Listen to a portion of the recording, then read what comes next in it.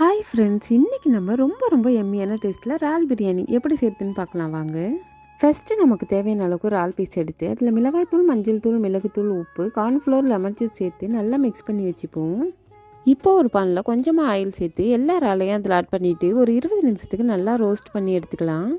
இப்போ ஒரு பானில் தேவையான அளவுக்கு ஆயில், 3 பெரிய வெங்காயம், கொஞ்சம் உப்பு சேர்த்து நல்லா வதக்கி விட்டுப்போம். வெங்காயம் வதக்கி வந்ததும் இஞ்சி பூண்டு பேஸ்ட் சேர்த்துட்டு தக்காளி, பச்சை மிளகா, கருவேப்பிலை, தயிர், பிரியாணி மசாலா, கரம் மசாலான்னு எல்லாத்தையும் 1 பை 1 ஆட் பண்ணி லாஸ்ட்டாக நம்ம ரோஸ்ட் பண்ணி வச்சுருந்த இறால், புதினா மல்லி ஆட் பண்ணி நல்லா மிக்ஸ் பண்ணிவிட்டு பாதி மசாலா வெளியில் எடுத்துகிட்டு 3/4 பதம் வேக வச்சுருந்த ரைஸ் மசாலான்னு 3 லேயராக அசம்பிள் பண்ணிக்கலாம்.